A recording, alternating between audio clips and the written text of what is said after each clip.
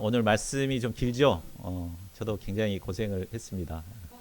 어떤 말씀을 요절로 잡아야 할지, 제목을 뭘로 해야 될지 하다가 예수님을 바로 아는 게 얼마나 중요한가 이렇게 주제를 잡고 예수님을 바로 알려면 어떻게 해야 되는가 제목을 잡았습니다. 우리 옆 사람들에게 다시 한번 인사할까요? 예수님을 바로 합시다.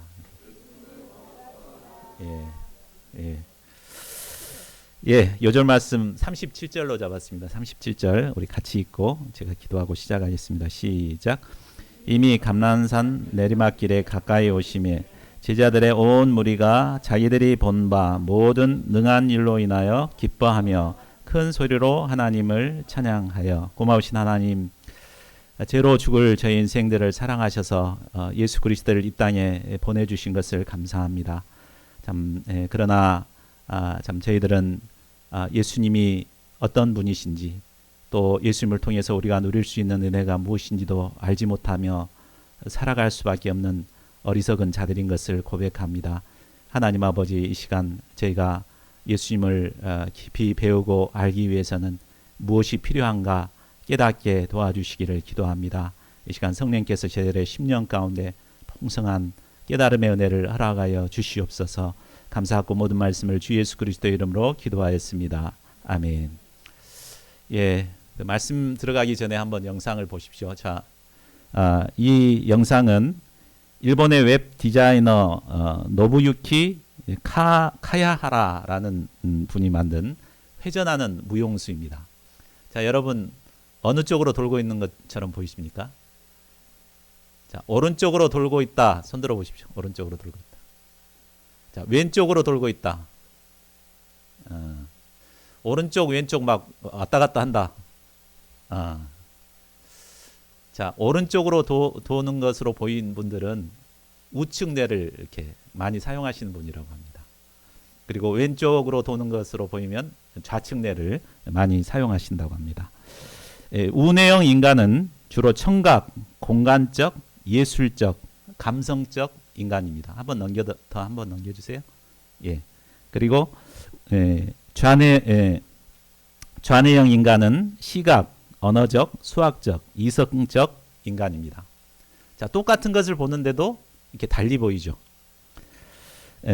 자, 예수님을 볼 때도 마찬가지인 것 같습니다. 오늘 본문에 보면 예수님을 메시아로 영접하고 경배하며 찬양하는 사람들, 제자들의 무리가 그렇게 했죠. 그렇게 생각하는 사람들이 있는가 하면 예수님을 걸림돌로 생각하고 대적하고 죽이려는 사람들이 있었습니다. 그리고 예수님께서는 예수님을 버린 그들의 최후가 얼마나 심각한 심판이 그들에게 임할 것인가도 가르쳐 주십니다. 자, 예수님을 어떻게 보고 어떻게 아느냐, 이것에 따라서 이 생명과 죽음이 나뉘어지게 됩니다. 그러니까 우리가 예수님을 바로 알아야 되겠죠. 그렇다면 우리가 어떻게 예수님을 바로 알 수 있을까요? 오늘 본문 말씀을 통해 그 비결을 배우고 예수님을 나의 왕으로 영접할 수 있기를 기도합니다. 제1장 예수님을 왕으로 영접한 제자들, 19장 28절에서 38절입니다. 예수께서 문화 비유를 말씀하신 후에 예루살렘을 향하여 앞서서 가셨습니다. 그리고 드디어 예루살렘이 눈앞에 보이는 감람산에 도착했습니다. 그곳에는 벳바게와 베다니라는 마을이 있었습니다. 그곳에서 예수님은 예루살렘 입성을 준비하십니다. 30절, 31절을 보십시오. 예수님은 제자 중 둘을 보내시며 말씀하십니다. 너희는 맞은편 마을로 가라. 그리로 들어가면 아직 아무도 타보지 않은 나귀 새끼가 매어 있는 것을 보리니 풀고 끌고 오라. 만일 누가 너에게 어찌하여 푸느냐 묻거든 말하기를 주가 쓰시겠다 하라. 이렇게 말하라고 합니다. 자, 주가 쓰시겠다 하라, 이 말씀은 예수님이 바로 모든 만물의 주인이 되신다는 것을 보여줍니다. 예수님은 원래 창조주 하나님으로서 모든 만물의 주인이 되십니다. 이 예수님께서 바로 죄로 말미암아 죽어가는 우리를 구원하시기 위해서 이 땅에 오셨습니다. 낙이 새끼는 주인의 청지기에 불과합니다. 만물의 주인이신 예수님께서 쓰시겠다고 하면 주인은 언제든지 내놓아야 합니다. 낙이 새끼뿐만 아니라 예수님이 쓰시겠다고 하면 우리의 생명, 또 우리의 물질, 시간 모든 것도 주님이 필요할 때 내놓을 수 있어야 합니다. 주님께 드려서 쓰임받는 것이 가장 영광스러운 것입니다. 32절에서 34절을 보십시오. 두 제자가 가서 보았더니 거기 정말 아무도 타보지 않은 낙이 새끼가 메어 있는 것이 보였습니다. 그들은 예수님의 말씀에 순종하여 가서 그것을 풀었습니다. 그러자 이를 지켜보고 있던 주인들이 호통을 쳤습니다. 이 주인이 한 명도 아니고 여러 명이었던 것 같습니다. 어이, 당신들 어찌하여 남의 나귀를 푸는 것이오? 이렇게 따졌을 것입니다. 이때 도둑질하다 들킨 사람처럼 겁이 덜컥 났을 것입니다. 그러나 예수님의 말씀대로 이거요, 주께서 쓰시겠답니다. 이렇게 대답했습니다. 그러자 신기하게도 주인들은 그래요? 주님이 원하신다면 얼마든지 가져가세요. 이렇게 허락해 주었습니다. 자, 이 사건을 통해 제자들은 무엇을 깨달았을까요? 아마 제자들은 예수님께서 남의 나귀를 풀어오라고 했을 때 참 영접하기가 힘들었을 것입니다. 그러나 그들은 자기를 부인하고 순종했습니다. 이 순종을 통해 그들은 예수님께서 모든 것을 다 알고 계시는 전지하신 분이심을 깨달았습니다. 무엇보다 예수님께서는 만물의 주인이 되신다는 사실을 깨달을 수 있었습니다. 이처럼 믿음이란 순종을 통해서만이 깨달을 수 있는 것입니다. 열왕기상 1장 44절을 보면 노년의 다윗이 솔로몬을 왕으로 세울 때 노새에 태워 예루살렘 성으로 들어오게 합니다. 이 노새가 바로 나귀죠. 그러므로 예수님께서 나귀를 타고 예루살렘에 입성하시는 것은 바로 예수님 자신이 다윗의 후손으로 오실 왕이 되심을, 메시아가 되심을 선포하신 것입니다. 지금까지 예수님은 자신을 공중 앞에 나타내기를 원치 않으셨습니다. 그러나 예루살렘을 입성하실 때는 의도적으로 자신을 이렇게 드러내셨습니다. 35절 36절을 보십시오. 제자들이 나귀 새끼를 예수님께 끌고 와서 안장 대신 자신들의 겉옷을 나귀 위에 걸쳐놓고 예수님을 태웠습니다. 그리고 예수님이 길을 가시자 자신의 겉옷을 벗어 길에 펼쳤습니다. 열왕기하 9장 13절을 보면 자신의 옷을 벗어서 왕 아래에 펼치는 이 행위를 바로 왕에 대한 존경의 표시로 행했습니다. 제자들은 예수님을 왕으로 영접하고 자신이 할 수 있는 최대한의 예의를 표한 것입니다. 37, 38절을 보십시오. 예수님께서 나귀 새끼를 타고 감람산 내리막길에 가까이 오자 제자들의 온 무리가 기뻐하며 큰 소리로 하나님을 찬양했습니다. 찬송하리로다 주의 이름으로 오시는 왕이여, 하늘에는 평화요 가장 높은 곳에는 영광이로다. 예루살렘 성은 예수님을 찬양한 소리로 가득했습니다. 그들이 예수님을 찬양하는 이유가 무엇입니까? 자신들이 예수님을 통해 모든 능한 일을 보았기 때문입니다. 예수님은 공생의 3년 반 동안 수많은 능력의 역사를 나타내 보이셨습니다. 그들은 곁에서 이것을 확인하고 예수님께서 바로 하나님이 약속하시는 메시아임을 확신하게 되었습니다. 그들은 가난과 착취와 핍박 가운데 있었습니다. 그들은 자신들을 구원해 줄 구원자를 애타게 갈망하고 있었습니다. 이때 예수님께서는 이런 그들을 부르셨습니다. 그들은 예수님 가까이서 따르면서 예수님이 행하신 모든 능한 일을 곁에서 보았습니다. 이를 통해 예수님께서 하나님이 보내신 메시아임을 확신할 수 있었습니다.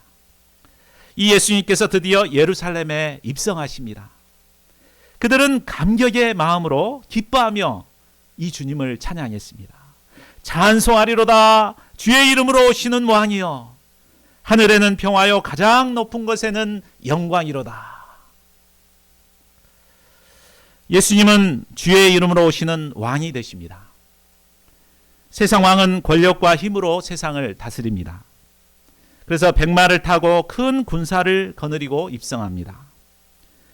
그러나 예수님은 초라한 나귀 새끼를 타고 입성하셨습니다. 이는 예수님이 어떤 왕이심을 말해줍니까? 스가랴는 9장 9절 말씀을 통해서 이렇게 말합니다. 우리 같이 한번 읽어볼까요? 시작. 시온에 따라 크게 기뻐할지어다. 예루살렘에 따라 즐거이 부를지어다. 보라, 내 왕이 내게 임하시나니 그는 공의로우시며 구원을 베푸시며 겸손하여서 나귀를 타시나니 나귀의 작은 것 곧 나귀 새끼니라. 자, 이 말씀은 예수님이 어떤 왕이 되시는가를 보여줍니다. 첫째로 예수님은 겸손의 왕이 되십니다. 백마를 탄 세상 왕은 우리가 감히 가까이 할 수 없는 두려운 존재입니다. 그러나 초라한 나귀 새끼를 타신 예수님께는 누구라도 가까이 다가갈 수 있는 왕이십니다. 예수님은 만유의 주요 만왕의 왕이십니다. 이 예수님은 가장 영광스럽고 장엄하고 위험찬 모습으로 입성하셔야 마땅합니다. 그러나 예수님은 가장 낮고 초라한 모습으로 입성하셨습니다. 이 예수님은 한없이 겸손하신 겸손의 왕이 되십니다. 둘째로 예수님은 평화의 왕이십니다.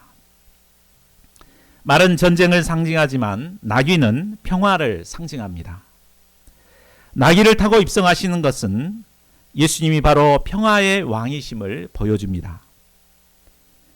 오늘날 세상은 갈등과 다툼과 분열이 계속되고 있습니다. 그러나 예수님은 이런 우리들에게 진정한 평화를 주시고 또 평화로 우리를 다스려 주십니다. 이 예수님의 다스림을 받을 때 우리는 어떤 상황에서도 참된 평화를 누리게 됩니다. 셋째로 예수님은 구원의 왕이십니다. 예수님은 무엇보다 우리를 죄 가운데서 구원하시기 위해서 오신 구원의 왕이십니다. 구원의 왕이 되시기 위해 예수님은 모든 죄를 한 몸에 담당하시고 십자가에 못 박혀 죽으셨습니다. 이 십자가의 죽으심으로 죄로 죽을 인생들을 구원하신 구원의 왕이 되셨습니다. 자, 우리에게 진정으로 필요한 게 무엇입니까? 바로 구원과 평화입니다. 우리가 예수님을 가까이에서 깊이 배우고 체험하게 되면 바로 예수님께서는 우리에게 구원을 베풀어 주시고 참된 평화를 주십니다. 저희 모두가 우리의 겉옷을 벗어 예수님을 왕으로 영접할 수 있기를 기도합니다. 이를 통해 심령으로부터 예수님을 찬양하는 저희 모두가 되기를 기도합니다. 제2장 예수님을 거절하는 사람들, 19장 39절에서 20장 8절 말씀입니다. 항상 빛이 있으면 어둠이 있듯이 예수님을 영접하는 사람들이 있으면 예수님을 거절하는 사람들이 있습니다. 자, 그러면 그들이 예수님을 영접하지 않는 이유가 무엇일까요? 본문에는 예수님을 영접하지 않는 그들의 특징이 네 가지로 나타나 있습니다. 첫째로 그들은 예수님을 찬양하는 소리가 귀에 거슬렸습니다. 제자의 온 무리가 예루살렘에 입성하시는 예수님을 찬양하자 어떤 바리새인들이 예수님께 말합니다. 당신들의 제자를 좀 책망하십시오. 시끄러워서 못 듣겠어요. 이렇게 한 거죠. 자, 예수님을 거절하는 사람들의 첫 번째 특징은 예수님을 찬양하는 소리가 귀에 거슬립니다. 예수님을 나의 주로 고백하고 막 찬양하고 하는 소리가 듣기 싫고 예수님을 저주하고 판단하고 비난하고 이런 안티의 소리가 솔깃솔깃합니다. 그러나 듣기 싫다고 찬양하는 입을 억지로 틀어막으면 어떻게 됩니까? 예수님은 만일 이 사람들이 침묵하면 돌들이 소리를 지를 것이라고 하십니다. 돌은 무생물로서 자기 뜻을 표현할 수 없는 존재입니다. 그러나 마땅히 찬양해야 할 피조물이 찬양을 하지 않으면 이런 돌들이 소리를 질러 찬양을 하게 된다는 말입니다. 누가복음 3장 8절을 보면 하나님은 능히 이 돌들로도 아브라함의 자손이 되게 하실 수 있는 분이십니다. 자, 둘째로 영적인 무지로 자신에게 임할 심판을 몰랐습니다. 예루살렘 성에 가까이 오신 예수님은 성을 보고 우셨습니다. 자, 왜 우셨을까요? 겉으로 평화롭게 보이는 그 예루살렘이 장차 어떤 비극이 올 것인가를 보셨기 때문입니다. 예루살렘은 평화의 터전이라는 뜻을 가지고 있습니다. 예루살렘이 진정한 평화의 터전이 되기 위해서는 바로 평화의 왕이 되신 예수님을 영접해야 했습니다. 예수님은 여러 번 그곳에서 하나님의 말씀을 가르치심으로 자신이 참된 평화를 주는 왕이 되심을 드러내셨습니다. 그러나 그들은 평화의 왕 되신 예수님을 영접하지 않고 오히려 배척했습니다. 예수님은 장차 그들에게 임할 무서운 심판을 내다보고 눈물을 흘리셨습니다. 43, 44절을 보십시오. 날이 이를지라 내 원수들이 토둔을 쌓고 너를 둘러 사면으로 가두고 또 너와 및 그 가운데에 있는 내 자식들을 땅에 메어치며 돌 하나도 돌 위에 남기지 아니하리니 이는 내가 보살핌 받는 날을 알지 못함을 인함이니라. 자, 이 말씀은 바로 40년 뒤에 예루살렘에 이루어질 심판을 알려주고 있습니다. 이 말씀대로 AD 70년 로마의 티토스 장군은 자신의 직속 정예부대인 식군단을 이끌고 예루살렘으로 쳐들어왔습니다. 성 사방에 토둔과 방벽을 쌓았습니다. 봉쇄된 예루살렘 성은 출입할 수가 없었고 음식 보급이 끊겼습니다.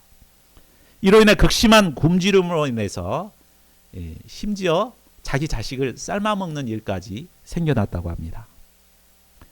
로마 군인들은 아이들과 어린이들을 땅에 메어쳤고 이로 인해 110만 명이나 죽음을 당했습니다. 예루살렘 성은 돌 하나도 돌 위에 남지 않고 완전히 초토화되어 버렸습니다. 그들이 멸망하게 된 근본적인 이유가 무엇입니까? 42절과 44절을 볼 때 그것은 평화에 관한 일, 또 보살핌을 받는 날을 알지 못했기 때문입니다. 예수님은 평화의 왕으로 그들에게 오셨습니다. 목자 없는 양 같은 그들을 보살피기 위해서 오셨습니다. 그러나 그들은 알지 못했습니다. 그들의 영적 무지로 인해 그들은 예수님을 영접하지 못했고 이로 말미암아 결국 무서운 심판을 받게 되었습니다. 셋째로 재물 욕심에 사로잡혀 예수님을 죽이려고 합니다.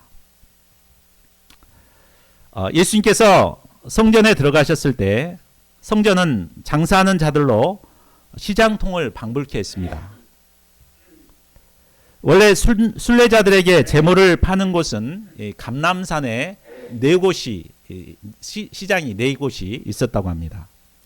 그러나 대제사장은 장사꾼들을 이 성전 안으로 끌어들여서 그들과 결탁하고 막대한 폭리를 취했습니다.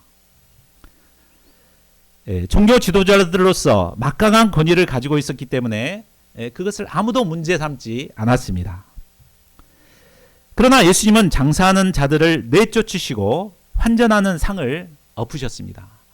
성전을 깨끗이 청소하셨습니다. 그리고 종교 지도자들에게 책망하십니다. 기록된 바 내 집은 기도하는 집이 되리라 하였거늘 너희는 강도의 소굴을 만들었도다. 성전은 말씀을 통해 하나님을 만나는 곳이요 또 하나님께 기도하는 곳입니다. 예루살렘 성전은 외형의 모습은 화려하고 경건해 보였으나 실상은 그 기능을 잃어버렸습니다. 강도의 소굴이 되어 백성들의 호주머니만을 노리는 곳이 되어버렸습니다. 47절을 보십시오. 성전을 정결하게 하신 후 예수님은 날마다 성전에서 말씀을 가르치셨습니다. 어찌하든지 성전의 기능을 회복시키고자 열심히 말씀을 가르치신 것입니다. 대제사장들과 서기관들과 백성의 지도자들의 눈에는 그것이 눈의 가시처럼 보였습니다. 그래서 예수님을 죽이고자 했습니다. 그런데 백성들이 다 귀를 기울여 예수님의 말씀을 듣고 있기 때문에 그러지 못하고 전전긍긍하고 있었습니다. 자, 넷째로 예수님의 권위를 인정하려 하지 않습니다. 하루는 예수님께서 성전에서 백성들을 가르치시며 복음을 전하실 때였습니다. 대제사장들과 서기관들과 장로들이 함께 와서 죄인을 신문하듯 예수님께 따져 물었습니다. 당신이 무슨 권위로 이런 일을 하는지, 이 권위를 준 이가 누구인지 우리에게 말하라. 자, 여기서 이런 일은 예수님께서 성전을 깨끗게 하신 일을 말합니다. 지금껏 어느 누구도 자신들이 하는 일에 반기를 든 사람이 없었습니다. 그런데 갈릴리 시골의 전도자인 주제에 감히 자신들의 권위에 도전을 했다는 것입니다. 자격 없이 한 것이라면 이제 당장 법적 조치를 취할 태세로 다그쳐 물었습니다.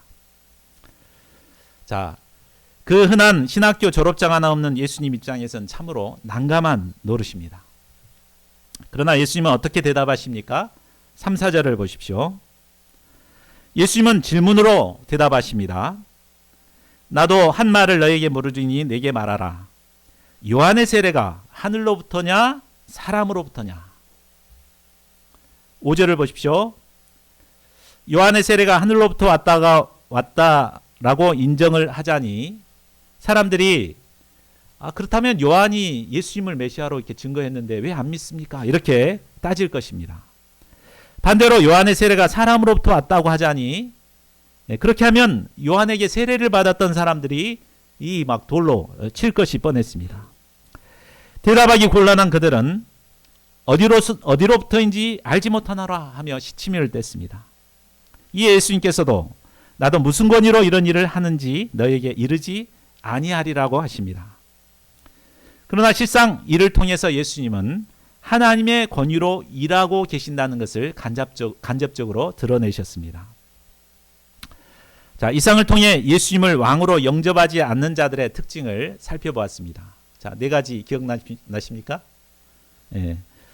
첫 번째가 예수님을 찬양하는 소리가 귀에 거슬리는 것입니다.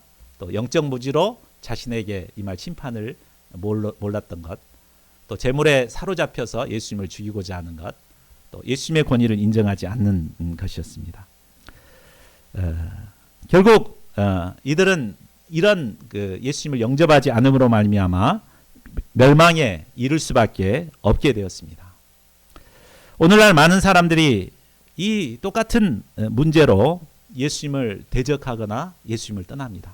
예수님 찬양하는 거 듣기 싫다고 말도 꺼내지 마, 옛자도 못 꺼내게 막 이렇게 하지요. 참 우리는 결코 이런 어리석은 자들이 되지 말아야 되겠습니다. 제3장 은혜를 배반한 자들을 심판하실 예수님, 9절에서 18절 말씀입니다. 자, 예수님은 종교 지도자들의 문제가 무엇인지 좀 더 자세히 알려주시기 위해 한 비유를 말씀하십니다. 9절을 보십시오. 한 사람이 포도원을 만들어 농부들에게 세를 주고 타국에 가서 오래 있다가 자, 여기서 한 사람 곧 포도원 주인은 누구를 의미하겠습니까? 바로 하나님을 비유합니다. 또 포도원은 하나님이 가꾸어 놓으신 이스라엘을 비유합니다. 하나님께서는 수많은 민족 중에서 특별히 이스라엘을 택하시고 그들을 제사장 나라로 삼으시고자 그들을 가꾸셨습니다. 이사야 5장 1, 2절을 보면 하나님께서는 이스라엘 포도원을 가꾸기 위해 얼마나 애쓰셨는가를 말해줍니다. 하나님께서는 심히 기름진 산에 포도원을 만드셨습니다. 포도나무를 심기 위해 땅을 파서 돌을 제하고 극상품 포도나무를 심었습니다. 그리고 들짐승이나 도둑이 드는 것을 감시하기 위해 튼튼한 망대도 세웠습니다. 또한 포도를 수확한 뒤에 포도주를 생산할 수 있도록 술틀도 미리 마련해 주었습니다. 하나님은 이스라엘을 극상품의 열매를 맺을 수 있는 모든 환경을 준비하고 그것을 농부들에게 새로 주었습니다.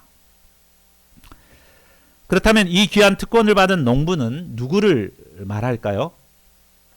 좁게는 이스라엘 종교 지도자들을 말합니다. 그들은 하나님께서 이루어 놓은 포도원에서 일할 수 있는 특권을 받은 자들입니다.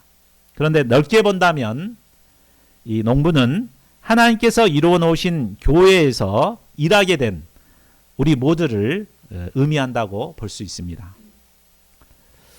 우리는 과거 아무런 사명도 없이 살아가던 자들이었습니다. 그러나 이런 우리를 구원하사 부르시고 하나님의 포도원인 교회에서 일할 수 있는 특권을 우리에게 주셨습니다. 그러면 이처럼 큰 은혜를 받은 농부들이 어떻게 해야 합니까? 자, 10절을 보십시오. 오랜 시간이 흐르고 때가 이름에 주인은 포도원을 맡겼던 농부들에게 소출을 바치게 하려고 한 종을 보냈습니다. 그러나 농부들은 주인이 보낸 종을 몹시 때리고 거저 보냈습니다. 주인은 다시 다른 종을 보냈습니다.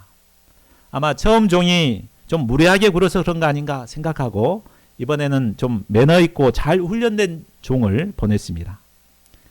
그러나 농부들은 그도 역시 몹시 때리고 능욕하고 거저 보냈습니다. 그런데도 주인은 또 다른 종을 보냈습니다. 그러나 그들은 그 종 역시 상하게 하고 내쫓아 버렸습니다. 자, 농부들이 왜 이런 말도 안 되는 일을 벌이는 것일까요? 아마 그들은 처음 포도원에서 일하게 되었을 때 정말 주인에게 참 감사하는 마음이 충만했을 것입니다. 그러나 오랫동안 포도원을 가꾸다 보니까 마치 자신이 원래 주인이나 된 것처럼 그런 생각에 빠지게 되었습니다. 이런 생각을 하고 있는데 갑자기 종이 와가지고 소출에 얼마를 달라고 막 이렇게 하니까 몹시 기분 나쁘고 불쾌했습니다. 화가 치밀어 올라 종들을 때리고 거저 보냈습니다. 참, 주인은 이런 배은망덕한 자들을 진멸해야 마땅합니다. 그러나 어떻게 하십니까? 13절을 보십시오. 주인은 어찌할까 하며 깊은 고민에 빠지게 됩니다. 종들을 보내는 것으로 회복될 가능성은 없어 보였습니다. 그렇다고 배은망덕한 그들을 심판하지 않으니 그들이 너무 불쌍했습니다. 그러던 중에 한 가지 방법이 떠올랐습니다. 그것은 자신의 사랑하는 아들을 그에게 보내는 것이었습니다. 아무리 배은망덕한 자라 할지라도 하나밖에 없는 주인의 아들은 존대하겠지라는 이 신락 같은 희망 때문에 그들에게 보낸 것입니다. 만일 그들이 아들을 존대하기만 하면 지난날의 모든 죄를 다 용서해 주고자 하셨습니다. 주인은 하나밖에 없는 아들의 위험을 감수하고서라도 어찌하든지 농부들과의 관계성을 회복하기를 원했습니다. 농부들은 주인의 기대대로 주인의 사랑하는 아들을 존대해야 마땅합니다. 그러나 그들은 어떻게 합니까? 14절을 보십시오. 농부들은 주인의 아들을 알아봤습니다. 그가 하나님 하나밖에 없는 유일한 상속자라는 것도 잘 알았습니다. 이제라도 그들이 주인의 아들을 공경하기만 하면 모든 것이 회복될 수 있었습니다. 그러나 그들이 어떻게 합니까? 그들은 서로 운운하여 그를 죽이기로 결의합니다. 이를 통해 상속자의 유산을 자기의 것으로 만들고자 했습니다. 욕심에 사로잡힌 그들의 눈에는 뵈는 게 없었습니다. 하나님의 은혜도 보이지 않고 하나님의 오래 참으심도 깨닫지 못했습니다. 급기야 회개해야 할 마지막 기회도 놓쳐버리고 하나님의 아들 예수님을 십자가에 못 박아 죽이는 죄를 범하게 됩니다. 자, 그러면 하나님의 마지막 구원의 손길을 뿌리치고 예수님을 십자가에 못 박은 그들은 결국 어떻게 됩니까? 16절을 보십시오. 주인은 그 농부들을 진멸하고 포도원을 다른 사람들에게 주었습니다. 하나님은 무한정 참으시기만 하는 무골 호인이 아니십니다. 독생자를 보내신 마지막 기회를 저버릴 때 남는 것은 심판밖에 없습니다. 자, 이 비유를 들은 백성들은 그렇게 되지 말아지어다 하며 외쳤습니다. 그런 일은 정말 있어서는 안 됩니다 라고 생각했습니다. 그러나 그랬던 그들이 후에 어떻게 됩니까? 결국 예수님을 십자가에 못 박아라고 소리치는 장본인들이 되었습니다. 자, 끝으로 예수님은 이 비유의 결론을 말씀하십니다. 우리 17절을 보십시오. 그들을 보시며 이르시되 그러면 기록된 바 건축자들의 버린 돌이 모퉁이의 머릿돌이 되었느니라 함이 어찌미냐. 자, 이 말씀은 시편 118편 22절에 있는 말씀입니다.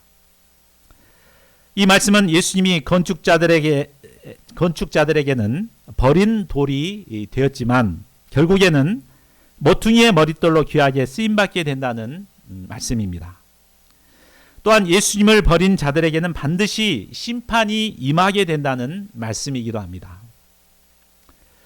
종교 지도자들은 건축자들의 버린 돌처럼 예수님을 버렸습니다. 그들이 왜 예수님을 버립니까? 그들이 볼 때 예수님은 도저히 자신이 원하는 집을 지을 수 없는 기초석이 되었기 때문입니다.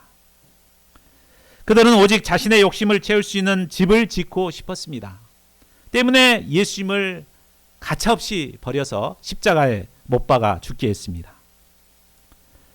그러나 예수님을 버린 자들의 결국이 어떻게 됩니까? 18절을 보십시오.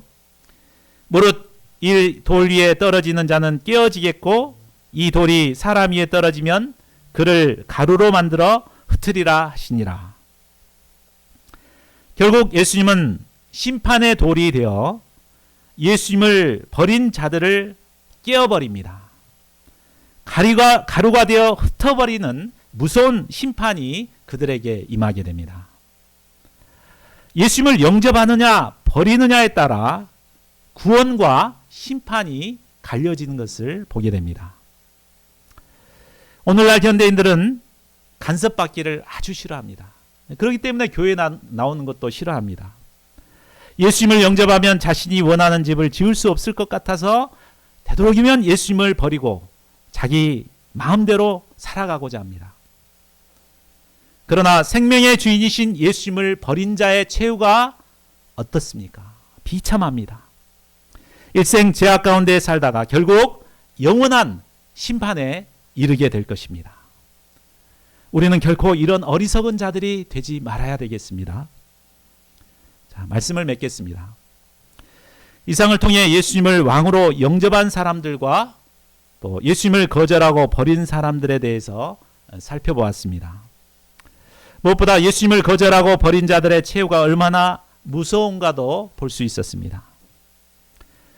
자, 이를 볼 때 예수님을 어떤 분으로 알고 영접하는가에 따라서 구원과 생명, 또 심판과 멸망이 갈려지게 됨을 알 수 있습니다. 예수님을 나의 왕으로 영접하는 자들은 구원과 평화를 누리게 됩니다.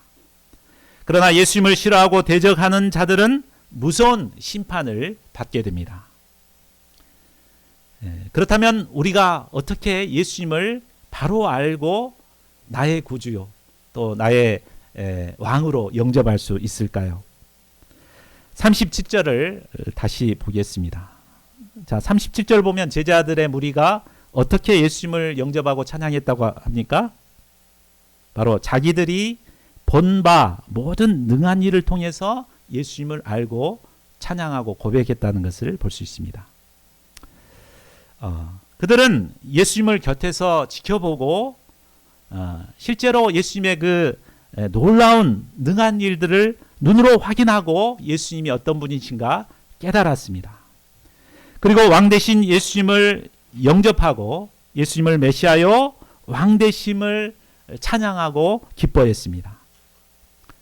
자, 우리가 예수님을 바로 알고 믿기 위해서는 어떻게 해야 된다고요? 예수님을 곁에서 정확하게 지켜보고 체험을 해봐야 됩니다. 그래야 예수님이 어떤 분이신가 그 진가를 발견하게 됩니다. 네, 아까 서론에서 아직 넘기지 마십시오. 그 볼 때 아까 왼쪽으로 돌고 이렇게 오른쪽으로 돌고 했던 게 있죠. 근데 그 옆에 그림자와 형체를 두고 이렇게 딱 도는 것을 같이 보면 그 모양대로 이렇게 돌아가는 것이 보입니다. 한번 보실까요? 예. 자, 지금은 어떻게 도는 걸로 보입니까? 예. 그러니까 오른쪽 시계 방향으로 이렇게 도는 걸로 이렇게 보이죠? 이게 옆에 것이 기준이 있다 보니까 이렇게 됩니다. 한 번 더 넘겨 보십시오. 반대로 왼쪽으로 이렇게 도는 게 있으니까 그렇게 보이죠? 안 그렇습니까? 왼쪽 것을 같이 이렇게 집중해서 보니까 아까 오른쪽으로 돌았었는데 이제 왼쪽으로 이렇게 도는 것을 볼 수가 있습니다. 우리가 이 잘못된 실체를 가질 수 있어요. 그러나 정말 그 실체가 어떤 것인가 가까이 지켜보고 깨닫게 될 때 이게 정말 왼쪽으로 돌구나 오른쪽으로 돌구나 알 수가 있습니다. 예수님도 마찬가지입니다. 예수님도 우리가 막연하게 먼 곳에서는 나름대로 예수님이 어떤 분이시다 이렇게 알지만 예수님을 가까이서 내가 지켜보고 또 내가 경험하고 할 때 예수님이 어떤 분이신가를 확연하게 우리가 알 수 있게 되는 것입니다. 예수님을 바로 알기 위해서는 자신의 생각을 내려놓고 예수님을 가까이에서 깊이 체험해 봐야 합니다. 그래야 할 때 예수님이 하나님께서 나를 구원하러 보내신 메시아요 왕이 되심을 발견할 수 있습니다. 그렇게 될 때 우리도 제자들처럼 예수님을 나의 왕으로 영접하고 기뻐하며 찬양하게 됩니다. 저희 모두가 예수님을 깊이 체험함으로 심령으로부터 주님을 찬양하는 자들이 될 수 있기를 간절히 기도합니다. 우리 누가복음 37절을 같이 읽고 우리 함께 기도하는 시간을 갖겠습니다. 시작. 이미 감람산 내리막길에 가까이 오심에 제자의 온 무리가 자기들이 본 바 모든 능한 일로 인하여 기뻐하며 큰 소리로 하나님을 찬양하여.